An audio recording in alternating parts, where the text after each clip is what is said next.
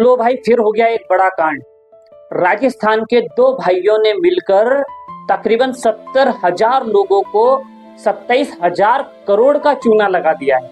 जी हाँ, बिल्कुल सही रकम सुन रहे हैं। राजस्थान के दो भाई सुभाष बिंजारनिया और रणवीर बिंजारनिया ने 2014 के अंदर धुलेरा में कुछ जमीनें खरीदी और उन्होंने लोगों से ये कहा कि वो धुलेरा स्मार्ट सिटी जो बन रही है उसके हिस्सेदार है, उस परियोजना में शामिल है।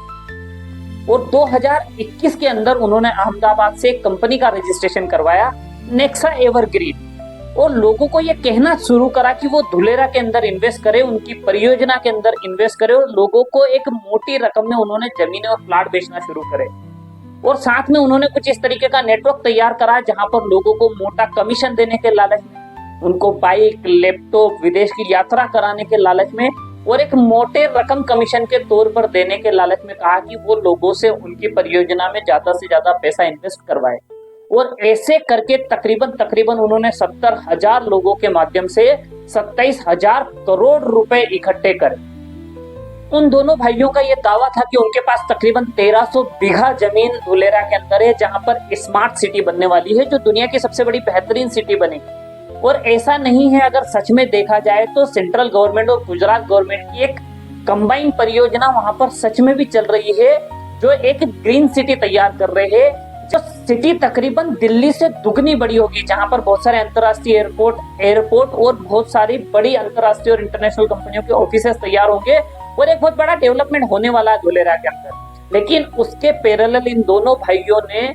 स्मार्ट सिटी बोलकर धुलेरा परियोजना का अपने आप को हिस्सा बताकर 27,000 करोड़ रुपए का स्कैम किया है। और जब ये सारा मामला सामने आया तो राजस्थान के जोधपुर की पुलिस ने केस दर्ज किया है और इस मामले में संज्ञान लिया है और उन दोनों भाइयों की तलाश जारी है। कहा जाता है कि उन दोनों भाइयों ने बहुत सारी प्रॉपर्टीज राजस्थान के अंदर खरीदी है, बहुत सारे रिसोर्ट गोवा के अंदर खरीदे हैं और कई सारे अलग अलग इन्वेस्टमेंट होटलों और बाकी चीजों में करे हैं। और इस तरह मिलकर उन्होंने पब्लिक के तकरीबन 27,000 करोड़ रुपए का गबन किया है। दोस्त, हमारे देश में एजुकेशन इतनी तेजी से बढ़ रही है, टेक्नोलॉजी इतनी ग्रो कर रही है, इतने ज्यादा हम एजुकेशन को बढ़ावा देने की कोशिश में लगे हैं, लेकिन आज भी कुछ लोग आते हैं और कई सारे लोगों को बेवकूफ बनाकर चले जाते हैं। और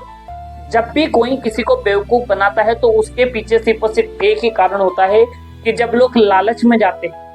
जब लोग रातों रात पैसा कमाने की स्कीमों को देखते हैं, जब लोग सोचते हैं कि वो रातों रात करोड़पति बन जाएंगे या रातों रात अमीर बन जाएंगे या रातों रात कुछ ऐसा होगा कि उनके सपने पूरे हो जाएंगे, और इसी तरह की सोच वाले लोग और जो लोग इस तरीके की सोच रखते हैं कि रातों रात उनकी दुनिया बदल जाएगी, जो मेहनत नहीं करना चाहते बल्कि शॉर्टकट रास्ते अपनाते हैं, उन लोगों के साथ बड़ा आसान होता है उनको बेवकूफ बनाना या ऐसी किसी परियोजना या शॉर्टकट का रास्ता दिखाकर उनसे पैसे ऐंठना बड़ा आसान हो जाता है। तो इस तरीके की चीजों में न पड़े। जब भी कहीं पर अपना पैसा निवेश करे, जब भी कोई इन्वेस्टमेंट करे, जब भी कहीं पर किसी परियोजना में पैसे लगाएं, उसकी पूरी जांच करें, अच्छे से उसके बारे में थोड़ी सी रिसर्च करें, गवर्नमेंट के थोड़े से आंकड़े और रिसर्च चेक करें, तब जाकर अपना मेहनत का पैसा आप किसी को सौंपे या अपनी मेहनत का पैसा इन्वेस्ट करें। वरना ऐसे ही लोग आते रहेंगे और बेवकूफ बनाकर भोली भाली जनता का पैसा लूटते रहेंगे।